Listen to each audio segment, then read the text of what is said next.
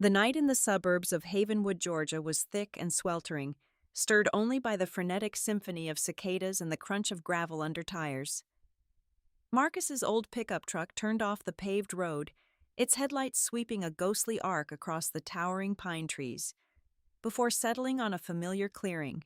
He killed the engine, and the sudden silence descended heavier and more suffocating than the July heat. For a few seconds, Marcus just sat there, his hands gripping the steering wheel, sweat trickling down his temples. Moonlight filtered through the leaves, casting silver slivers on the plastic tool bag on the passenger seat. Inside was a foldable military shovel. He knew the exact spot. How could he forget he had helped pick it out? "What the hell am I doing?" he whispered, but there was no answer but the frantic drumming of his own heart. The overdue mortgage notice, the mounting car repair bills, and the gnawing sense of failure that greeted him every morning had pushed him here. The promise of wealth, of a way out, echoed louder in his head than the voice of his conscience. He opened the car door and stepped out. The humid air immediately enveloped him like a waterlogged blanket. He walked toward an ancient oak tree whose gnarled roots snaked across the ground like giant pythons.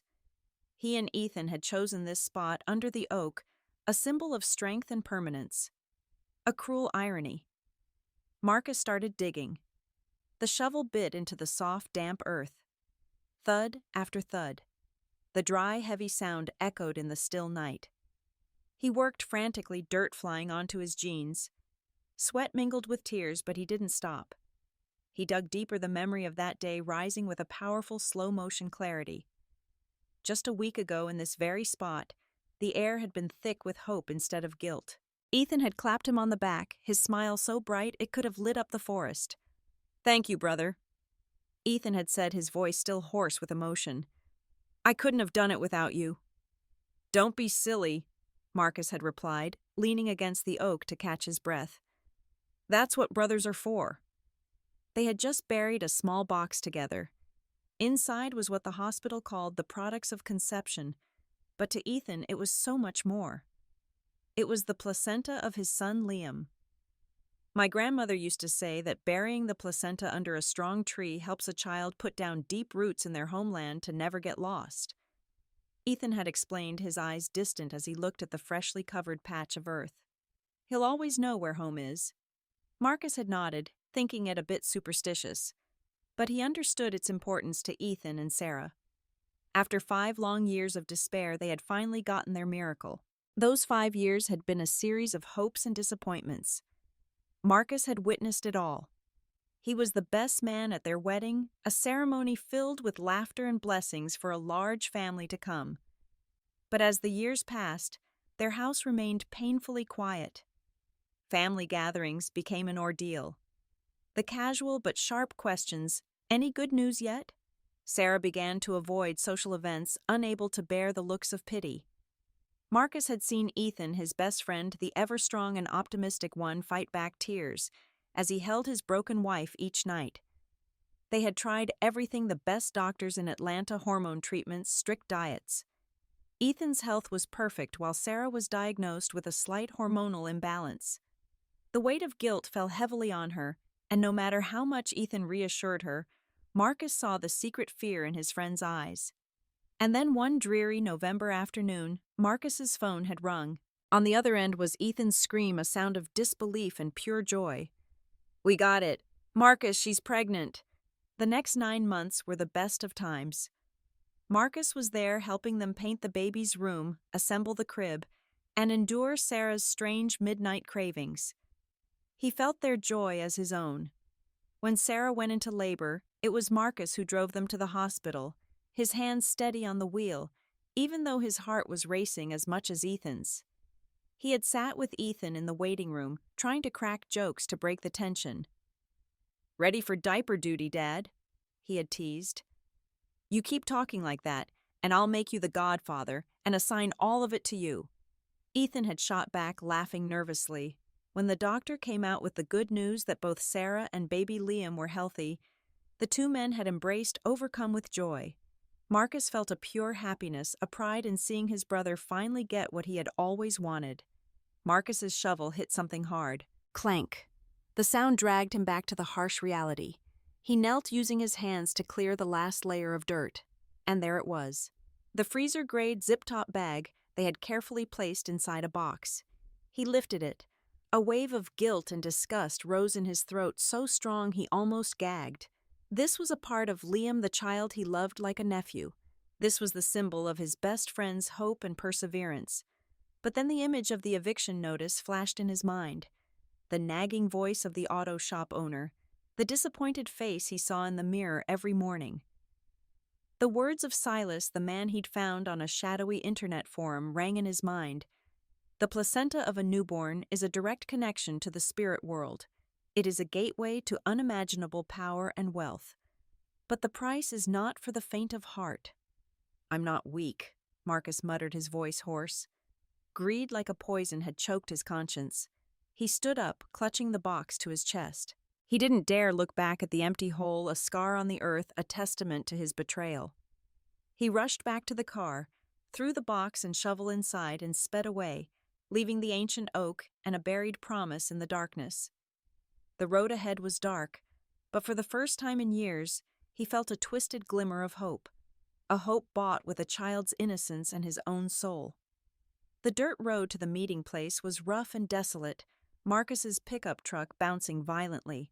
He had followed the cryptic directions encoded in a message leading him deep into rural Georgia, where white picket fenced houses and manicured lawns gave way to overgrown lots and derelict homes. Finally he saw it, a crooked, dilapidated farmhouse, skeletal in the moonlight, standing alone in a field of weeds. A figure detached itself from the shadows of the porch. It was Silas. He was nothing like Marcus had imagined. No robes or strange jewelry. He was just a thin man in a flannel shirt and jeans, but his eyes were different. They were deep and empty, as if they had seen things a normal person should never see. "You brought it," Silas asked, his voice low and dry like autumn leaves. Without a word, Marcus handed him the frozen zip-top bag.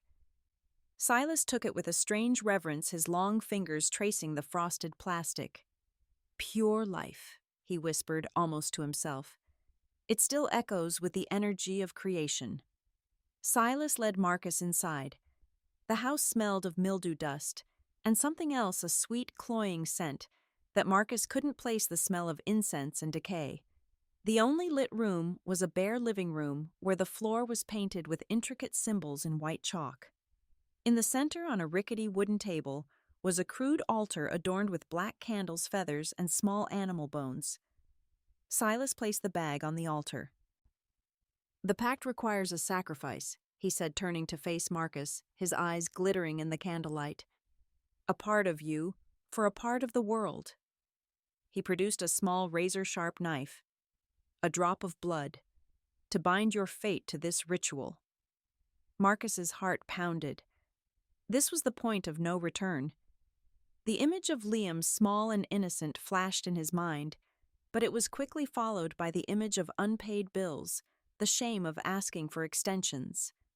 He held out his hand. Silas made a clean, quick cut on Marcus's fingertip. A single dark red drop of blood welled up. Following Silas's instructions, Marcus smeared the drop onto the plastic bag right over the stolen piece of life it contained. The moment his blood touched the bag, the candle flames flared violently, casting wild, dancing shadows on the walls. Silas began to chant in a guttural, ancient language Marcus had never heard. The words twisted in the air, potent and malevolent. The room seemed to grow cold, and Marcus felt an unseen presence pressing down on him, weighing on his chest and stealing the air from his lungs. "As this life enters the spirit world," Silas intoned, his voice booming, "so shall riches follow you." The ritual ended as abruptly as it had begun. The candles returned to normal. The silence fell. Silas smiled a smile that didn't reach his eyes. "It is done. Go home. And wait. The door has been opened." Marcus left the farmhouse, his heart both soaring with a newfound power and leaden with guilt.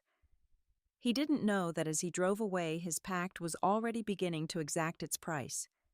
Meanwhile, in Ethan and Sarah's cozy home, the first few weeks after Liam's birth, were a tired but blissful paradise.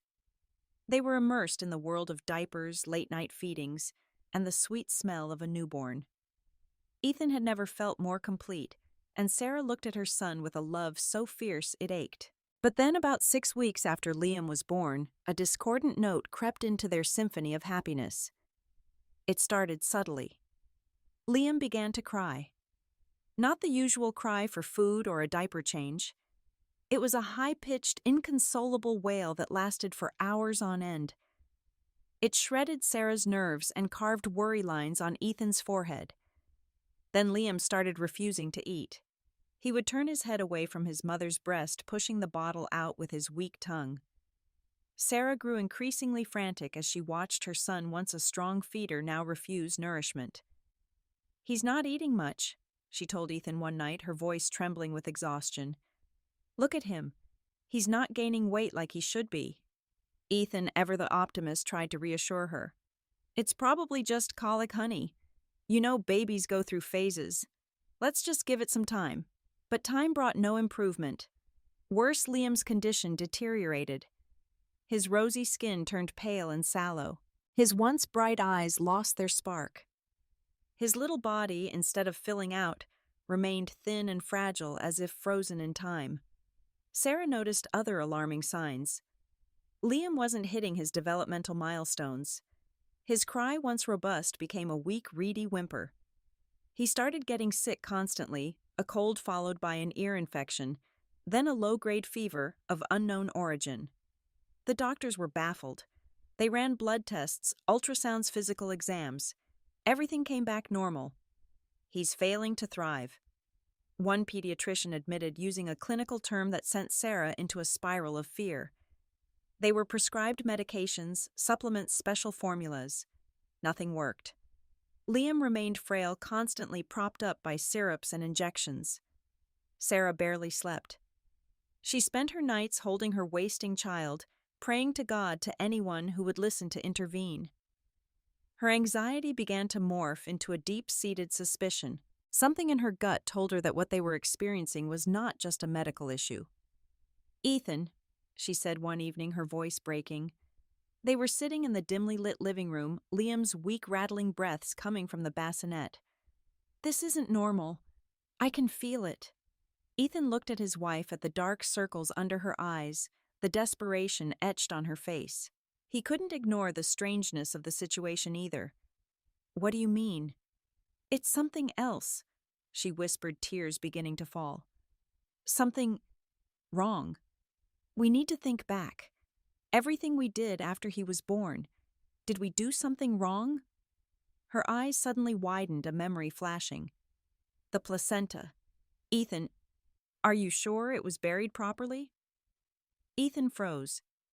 The question hung in the air, heavy with a weight he couldn't comprehend. "I buried it with Marcus," he said slowly, trying to remember.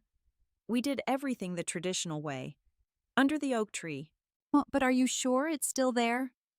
Sarah pressed, a wild but unshakable fear taking hold of her. "Are you sure?" While darkness gathered over Ethan and Sarah's home, Marcus's life was lighting up in a twisted and sudden way. 3 weeks after that fateful night at Silas's farm, Marcus was cleaning out his old pickup, preparing to sell it for a few $100. As he pulled a wad of old papers from the glove compartment, a crumpled lottery ticket fell out. He'd bought it months ago and forgotten about it. On a whim, he checked the numbers on his phone. His heart stopped. He checked again, and again. It couldn't be. The numbers matched. All 6 of them. The 4.7 million jackpot. A wild, uncontrolled laugh escaped his chest. He laughed until tears streamed down his cheeks, laughed until he choked. The relief was so sudden, so overwhelming. The next day he quit his job. The day after that, he drove a brand-new Ford F-150 Raptor off the lot.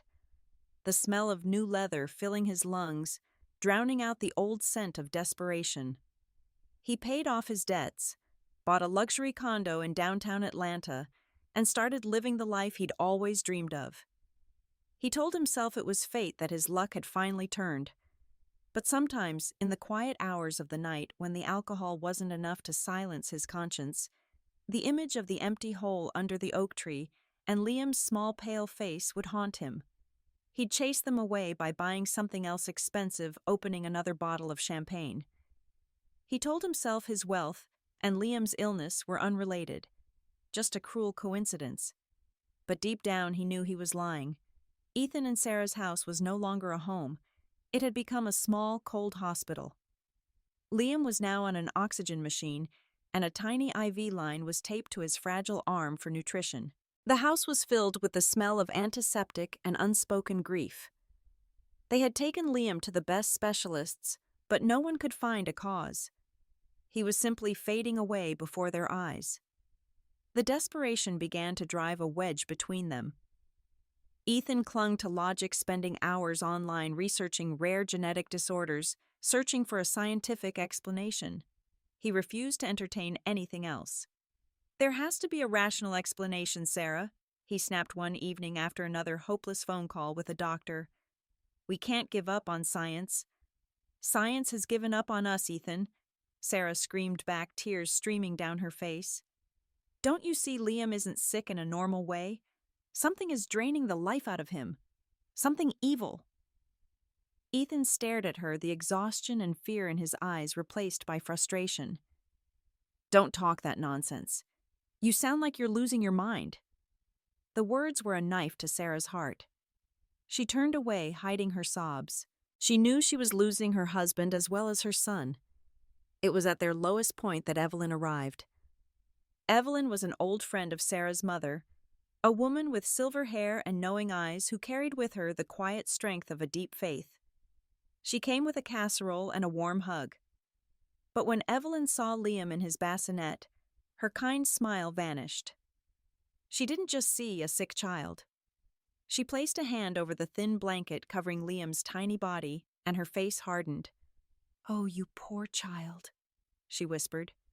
She looked at Sarah, her eyes holding not pity but a frightening recognition. "There is a shadow in this room." Instead of fear, Sarah felt a wave of relief. Finally, someone saw what she felt. She broke down and told Evelyn everything: the unexplained decline, the feeling of an unseen presence, and her nagging suspicion about the buried placenta. Evelyn listened patiently. When Sarah was finished, she took her hand. "Sometimes faith is the only medicine science can't provide," she said softly. "You need to speak with Father Michael. He will know what to do." Ethan, overhearing this, scoffed.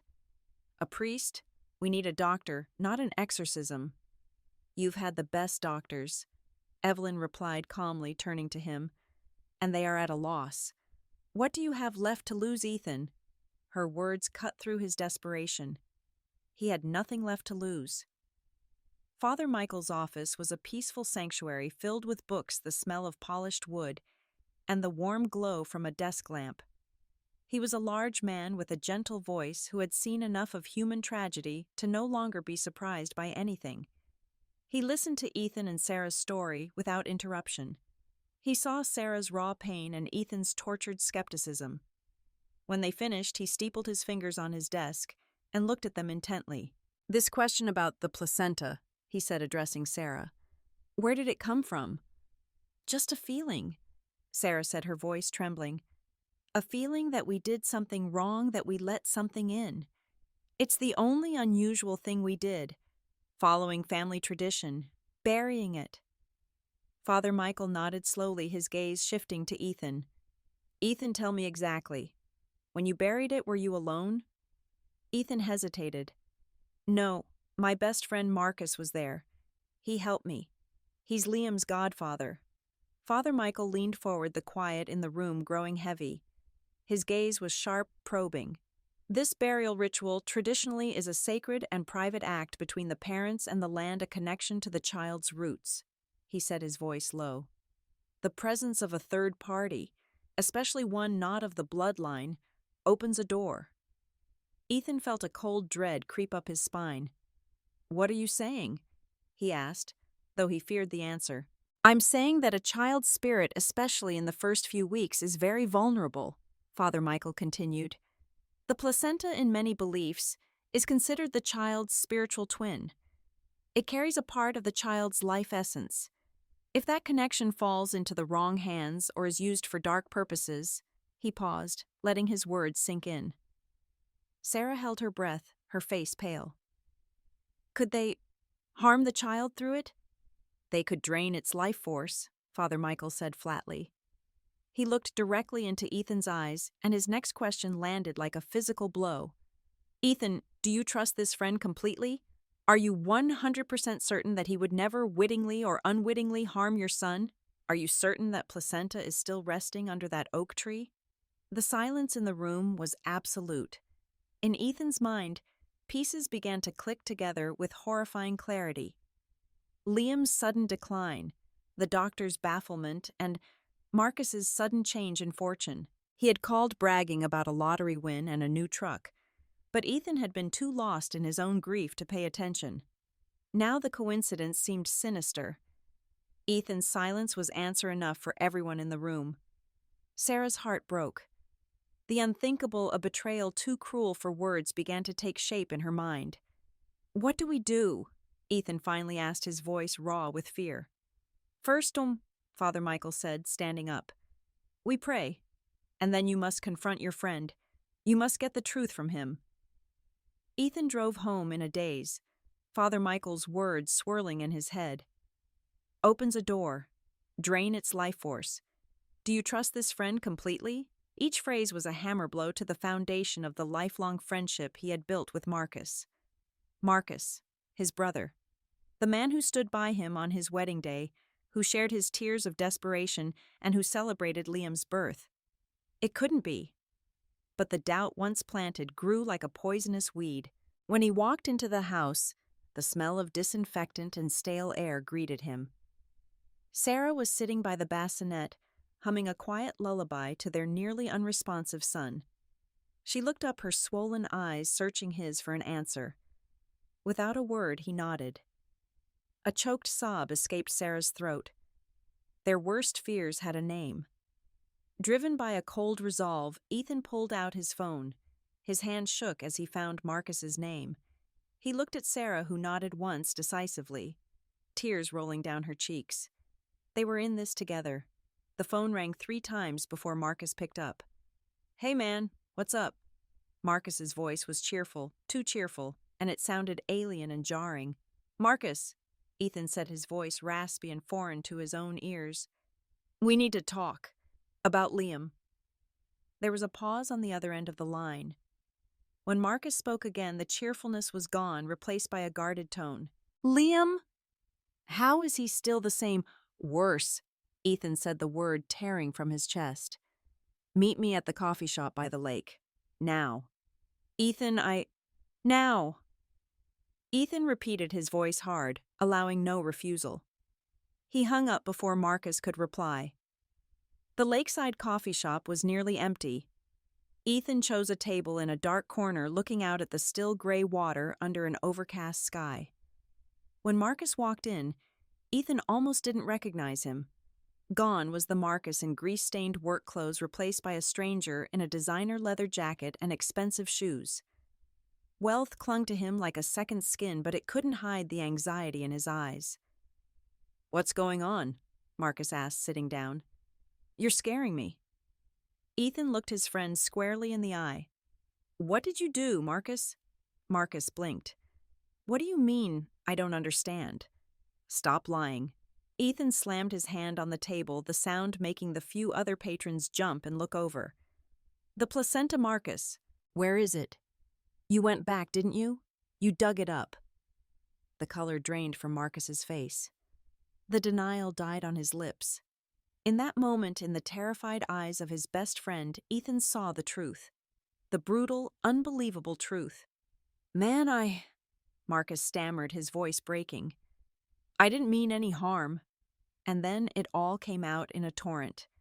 The confession spilled out in choked sobs and pleas for forgiveness. Marcus told him about the debts, the desperation about Silas, and the dark ritual in the abandoned farmhouse. He told him about the promise of wealth and how he'd convinced himself it would be harmless. I was so desperate, Ethan. Marcus cried, tears streaming down the face Ethan had known his whole life. I just thought it was a discarded thing. I didn't know. I swear I didn't know it would hurt Liam. Ethan sat there numb, a cold rage and a deep, soul-crushing pain warring within him. The man before him had traded his son's life for money. He had sold a child's soul to the devil. Your ignorance is not an excuse, Marcus, Ethan said, his voice like ice. You betrayed me. You betrayed Liam. You have to fix this. He stood up, the anger finally breaking through. Take me to this warlock. Now. Marcus, trembling and broken, had no choice but to obey. The drive to Silas's farm was silent and tense. As they turned onto the dirt road, a heavy sense of foreboding hung in the air. The house looked even more dilapidated and menacing in the daylight. Ethan pushed the door open and went in first, Marcus following like a shadow. The living room was just as Marcus had described it, with the chalk symbols on the floor. But Silas was not there. Where is he? Ethan growled. Suddenly a sound came from upstairs, a faint, weak moan. They looked at each other, then charged up the creaking staircase together. In a bare bedroom they found Silas. He was curled up on the floor, his emaciated body racked with tremors. His skin was gray, his lips cracked and dry, and his eyes, once so deep and terrifying, were now dull and vacant. A foul stench of sickness and death clung to him. The pact, Silas rasped when he saw Marcus. It demands too much. The energy, it's draining me too, Ethan realized with horror. The ritual hadn't just created a link between Silas and Liam. It had created a conduit, and Silas, the middleman, was being burned out by the very power he sought to control. He was dying just like Liam. How do we stop it? Ethan screamed, grabbing the front of Silas's tattered shirt. Tell me. Silas could only shake his head weakly, a ghastly smile on his lips. Can't be stopped. The pact must be fulfilled. Just then Ethan's phone rang. It was Sarah. He answered it, his hand trembling. Ethan, she cried. Get home now, Liam. He's not breathing. The paramedics are on their way. Ethan's world fell apart. In his absolute desperation, an image flashed in his mind. Father Michael. We must pray. Marcus, Ethan yelled, turning to his friend who was frozen in horror. Pray now. Pray for forgiveness. Ethan dropped to his knees on the filthy floor next to the dying man who had cursed his son. He didn't know the words to pray. He just called out his son's name over and over like a mantra. Liam, Liam, please God, save my son. Marcus, shocked to his core by the consequences of his actions, fell to his knees beside him. He wept his own confession and pleas for forgiveness, mingling with Ethan's desperate prayers. In that filthy room, with one man dying and a child fading in another place, something happened. As Ethan prayed, he felt a warmth spread through his chest. A sense of peace, a presence he couldn't explain, flooded the room, pushing back the coldness of death. Silas let out a long, final sigh, a rattling hiss, and then lay still. His eyes remained open, vacant. The pact had claimed him. At that exact moment, miles away in Ethan and Sarah's home, Liam, who had turned blue and lay motionless, suddenly took a deep, shuddering breath. His cry, weak but alive, filled the silent room, the sweetest sound Sarah had ever heard. The color began to return to his skin. When Ethan rushed home, he found Sarah holding Liam, both of them crying. He was alive. Their miracle had returned. In the days that followed, Liam made a miraculous recovery. He started eating, gaining weight, and his laughter filled the house once more. The doctors couldn't explain the sudden turnaround, calling it a spontaneous remission. But Ethan and Sarah knew the truth. Marcus turned himself in to the police. He told them the whole story, knowing they would never believe the supernatural parts. He was charged with desecration of a body and a few other offenses. Ethan didn't visit him in jail. The betrayal was too deep, the scar would never heal. One afternoon, Ethan and Sarah took Liam back to the oak tree. They brought a small wooden box with them. This time they dug a new hole themselves next to the old one. They placed the box inside, containing a lock of Liam's hair and a picture of their family. Now you're truly home, Ethan whispered, filling the hole. They stood there for a long time holding each other, watching their son sleep peacefully in his mother's arms. Evil had touched their family, but faith and love stronger than any curse had saved them. They knew that unseen forces, both good and evil, were real, and they vowed never to take the sacred for granted again.